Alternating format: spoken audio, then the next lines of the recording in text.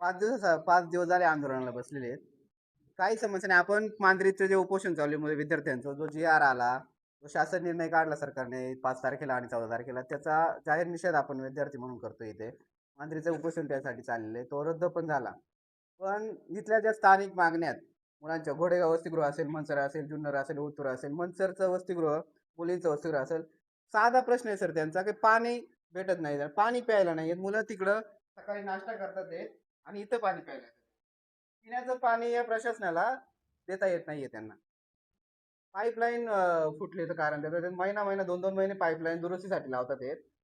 की कसला हे पालकत्व स्वीकारतात ते.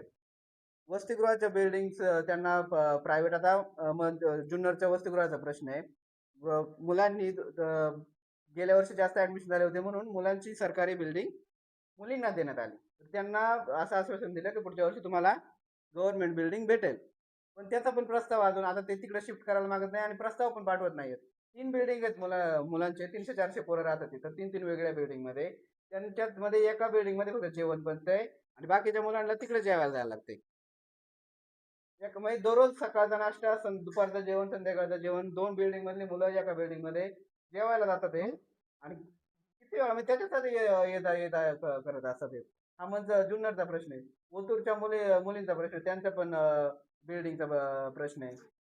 शासकीय इमारत, वसतिगृहातील विद्यार्थ्यांना शासकीय इमारत असली पाहिजे का नाही? पाहिजे ना. हे अहो मनसरच्या मुलींचं हॉस्टेल तिकडं पोलीस निवासस्थानाकडे तिथं ते काँक्रीटचा रस्ता झाला. 60 मीटरचा फक्त हॉस्टेलचा पुढचा रस्ता आहे. त्यांना तो काँक्रिटीकरण करता नाही आलं त्याचं. ते तसंच ठेवलंय. कशासाठी? आणि आदिवासी विकास विभाग दुसऱ्यांच्या रस्त्यांसाठी पैसे पुरवते आणि यांना स्वतःचे रस्ते करता येत नाही. म्हणजे काय विकास करतायत नक्की? जेवणाचे हाल आहेत मुलांचे. ते सेंट्रल किचनची सारखी योजना आश्रम शाळेतल्या आपल्या बारीक मुलांवर अशी थोपण्यात आलेली डायरेक्ट. वसतिगृहामध्ये पण ती लागू केली, पण आम्ही SFI आणि विद्यार्थ्यांनी पाठपुरावा करून 15 महिनाभरात ती योजना वसतिगृहामधून बंद करून टाकली. ते लहान लहान मुलांची पण बंद झाली पाहिजे. हा, ते आम्ही किती वेळा आपण पाठपुरावा करतोय, पण लहान मुलं ते लहान मुलं ते संघर्ष करू कसं शकत काय नाही. बोलतात ते? तुम्ही आता परत आपल्यासारखे यांना प्रवेश करून देत नाही तिथं. करायचा प्रयत्न, इथून पुढे आपल्याला ते संघर्ष करावा लागेल. अशा खूप मागण्या आहेत. आम्ही 5 दिवस झालं बसलोय. पण या शासनाला काही त्याचं घेणं पडलेलं नाही. ऍडमिशनचा विषय आहे. वसतिगृहामध्ये मुलांना ऍडमिशन भेटत नाही. एक लिस्ट लावायला आता ऑगस्ट संपत आला तरी अजून काही हॉस्टेलच्या लिस्ट लागलेल्या नाहीयेत. 3-3 महिने झाले पोरांचे मुलींचे शिक्षण कॉलेज चालू होऊन फर्स्ट चॅप्टर सगळे पायाभरणी जी असते त्या याची विषयाची ती पूर्ण संपली. तरी अजून आपले विद्यार्थी कॉलेजमध्ये नाहीयेत आणि मग त्याचं जबाबदार कोण? हॉस्टेलला ऍडमिशन लागत नाही म्हणून मुलं आपले मुलं भीमाशंकर सारखे कोपऱ्या मांडवावरून येऊन येतात. जुन्नरहून मुलं पुण्यामध्ये जाणार आहेत का? येऊन जाऊन करू शकतात का आपले विद्यार्थी, आदिवासी विद्यार्थी? नाही येऊन जाऊन करू शकत. त्यासाठी विविध वसतिगृह हे केलेले. अजून ऍडमिशन लिस्ट लागलेली नाहीये. तर आणि जिथं लागले ते जागा कमीत म्हणून 70-70% मुलांना पण ऍडमिशन भेटलेलं नाहीये. 70% हा, ठीक आहे. आपण आता आपलं संघ ते चालूच आहे. आपली जी मुलं बसलेत त्या संदर्भात आपण त्यांना पाठिंबा देण्यासाठी प्रत्येक प्रकल्पामध्ये आपण हे सुरू केलेले आहे. तसे आपण पुढं आता दिशा ठरवू. आता उद्याला आजच्या कालचा दिवस गेला, आजचा गेला, बघा 2 दिवसाची 3 दिवसाची मुदत 2 दिवसाची संध्याकाळपर्यंत काय होते, उद्या दुपारीपर्यंत काय होते आपण बघू. नाहीतर आपल्याला पुढची दिशा ठरवावं लागणार आहे. चालू आहे आता स्थानिक मुद्द्यांवर चर्चा. असेल कोण 4 प्रतिनिधी, असेल कोण सहाय्यक प्रकल्पाधिकारी असेल, शिष्टमंडळ प्रकल्पाधिकारी ते नाहीयेत. प्रकल्पाधिकारी इथे नाहीत, त्यांचे कोणतरी प्रतिनिधी आहेत सहाय्यक प्रकल्पाधिकारी, आणि इथल्या आपल्या संघटनेचे 4-2 प्रतिनिधी ते गेलेत. आपण पण ते जाऊ. पण खरं तर मी पहिल्या प्रथम या प्रकल्पाचा आणि या खरं तर शासनाचा पण निषेध करतो की आतापर्यंत पृथ्वी निर्माण झाल्यापासून 14 दिवस, आता 15वा दिवस आहे ना, 16वा 16वा दिवस आहे. 16 दिवस झाले विद्यार्थी आमरण उपोषणाला बसले, तरी लाच वाटत नाही सरकारला. किती दुर्दैव आहे. आतापर्यंत अनेक सरकार आली, अनेक सरकार गेली, पण विद्यार्थ्यांना 16 दिवस उपोषणाला बसावं लागलंय. ही शरमेची बाब आहे. यासाठी आपल्याला आंदोलन करायचे. तुम्ही आता असे गप्पा बसून उपोषण करून चालणार नाही. यांचा रस्ता रोको आंदोलन केला पाहिजे. यांना हाफिज मध्ये कोणला पाहिजे, यांना हाफिजच्या बाहेर निघून नाही दिला पाहिजे. आपण मंत्रालयाला घेरावा घातला पाहिजे. त्यांना वाटलं चालय. अरे 14 दिवस 16 दिवस तुमची मुलं जर 16 दिवस जेवली नाही, तुम्ही त्यांचे वडील म्हणून तुम्ही काय करला अधिकारी? मंत्री काय करतील? मंत्री काय करतील? आमदार खासदार थोडीची लाज वाटू नको, थोडीची. का हे विद्यार्थी आज 16 दिवस त्या ठिकाणी पुण्या ठिकाणी महाराष्ट्रामध्ये 5-6 ठिकाणी पोरं उपोषण करतात, आंदोलन करतात. काल मंत्र्यांच्या निवासस्थानी घेरावा घातला. एवढं संघर्ष चालू आहे तरी त्या ठिकाणी आतापर्यंत कोणी त्या उपोषण उठत नाही. आणि मंत्री महोदयांनी सांगितलंय काल 2 मंत्री महोदयांनी, गिरवाल साहेबांनी आणि आदिवासी मंत्र्यांना, 2 दिवसामध्ये आम्ही सकारात्मक चर्चा झाली. आमची चर्चा झाल्याने आम्ही 2 दिवसामध्ये निर्णय करणार आहेत. परवाच्या दिवशी रात्री 12 वाजेपर्यंत आम्ही तिथे होतो. मंत्री महोदय निघून गेल्याच्या नंतर मी विद्यार्थ्यांची चर्चा केली. विद्यार्थी ठाम आहेत, विद्यार्थ्यांनी ठरवलंय काय व्हायचं ते होऊ द्या, पण आता ऍडजस्टमेंट नाही. आमच्या ज्या मागण्या आहेत त्या मागण्या मंजूर झाल्याशिवाय आमचं उपोषण उठलं ना, अशा प्रकारचं करतात त्यांनी त्या ठिकाणी ठाम धरलेले. आणि म्हणून तुम्ही सर्वांनी पाठिंब्यासाठी या ठिकाणी बसलेले आहेत. मनापासून बसलेत ना? घाबरणार नाही ना? घाबरणार नाही ना? बघू तुमचा आवाज मला किती येत आहे. वर हात करून एकदम म्हणजे आपण एकदम संघर्ष करायचे. उद्यापासून आपलं आंदोलन तीव्र करायचे. मुले असू नाही तर मुलं असू. अरे सरकारचं करायचं काय? वर हात आलं पाहिजे. अरे सरकारचं करायचं काय? अरे सरकारचं करायचं काय? त्यांच्या मागण्या मान्य करा. आमच्या मागण्या करा, नाहीतर खुर्च्या खाली करा, खाली. अरे या प्रकल्प अधिकाऱ्याचं करायचं काय? या मंत्र्यांचं करायचं काय? या आमदार खासदारांचं करायचं काय?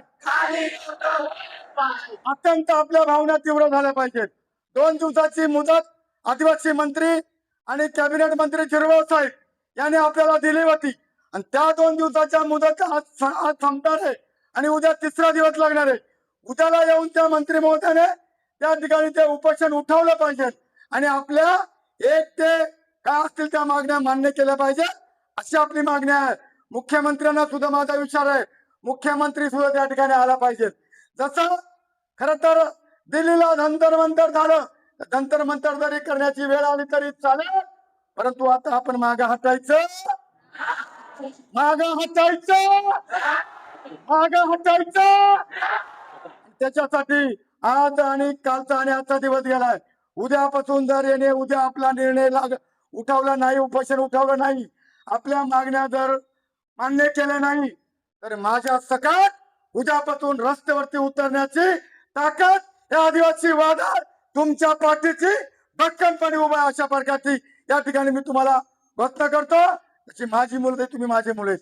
आणि मी नेहमी सांगत असतो, अरे कॉलेजची पोरं माझ्या गुलाबाची फुलं आहेत आणि त्या गुलाबाच्या फुलांना कोणी 16 दिवस सुकवण्याचा प्रयत्न करीत असेल, 16 दिवस त्या पोरांच्या कोणीतरी अंत बघत असेल, तर अशा सरकारचा आम्ही जाहीरपणे निषेध करतो. आणि उद्यापासून या महाराष्ट्रामध्ये तीव्र आंदोलन होईल. कुठल्याही प्रकारच्या कुठल्याही मंत्र्याला, कुठल्याही आमदाराला, कुठल्याही खासदाराला रस्त्यावरती फिरून देणार नाही, अशा प्रकारची या ठिकाणी मी जाहीर घोषणा करतो. आणि आपण निश्चितपणे तुम्हाला मी सांगू इच्छितो, आता नुसतं उपोषण करून चालणार नाही, कारण यांना हे झाड कात्री झाल्यात. 16 दिवस झालं मुलं उपोषणाला बसलेत, अन्न त्याग करतात, तरी लाज वाटू नव. अरे यांचा मूल 1 दिवस घरात नाही आला तर सांगतात मम्मीला पोरगा कुठे गेला बघ. आणि 16 दिवस पोरं वाऱ्यावर सोडल्यात. 16 दिवस आमरण उपोषण चालय, संपूर्ण महाराष्ट्रामध्ये चालय, 4-5 ठिकाणी चालय.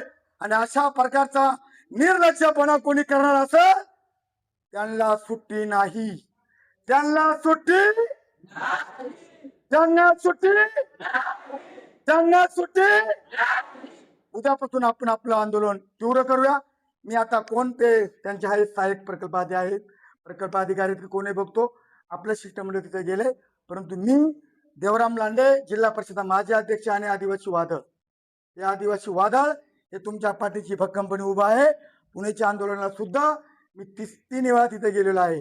आणि आज जर त्यांचं काही झालं नाही तर उद्या पण मी तिथे जाणार आहे. आज इथं या प्रकल्पाला तुम्ही जो घेरावा घातलाय, हे जो आंदोलन तुम्ही इथं सुरू केलंय, इथं प्यायला पाणी नाही. मी आता बघतो त्यांच्याकडं कसं प्यायला पाणी देत नाही, कशी तिथे जेवणाची व्यवस्था करीत नाही. त्यांचा बेत बघण्यासाठी मी तिथं हाफिसमध्ये जाणार आहे आणि आजपासून त्याच्यामध्ये सुधारणा नाही झाली तर त्या हाफिसच्या एका अधिकाऱ्याला बाहेर निघू देणार नाही. एका अधिकाऱ्याला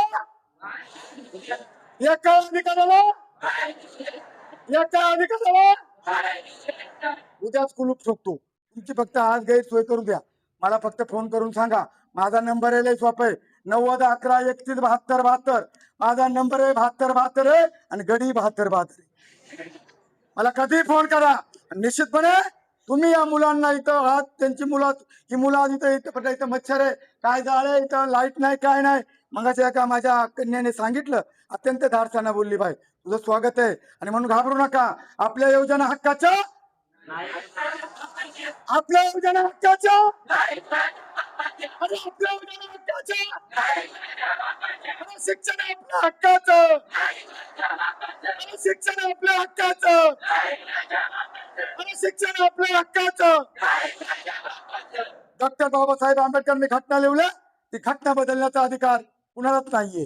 आणि म्हणून त्या घटनेप्रमाणे तुम्ही आंदोलन करताय, उपोषण करताय, संघर्ष करताय आणि हे करणं काळाची गरज आहे. आणि म्हणून तुम्ही घाबरायचं नाही. एक पालक म्हणून, एक तुमचा वडीलधारा म्हणून तुमच्या पाठीची कंपनी उभा आहे. कुठल्या प्रकारचा ऍडजस्टमेंट नाही. आम्ही तिथं आता आतमध्ये जातो आणि तुम्ही एक जोरदार 2 घोषणा, अगदी जोरदार, पत्रकार मित्रांनो, मीडियाच्या माध्यमातून त्याचा प्रचार झाला पाहिजे आणि या अधिकाऱ्यांना थोडीशी तरी शरम वाटून त्यांनी आजच्या आज आमचं पुण्याचं उपोषण उठवावं, हीच आमची मागणी आहे.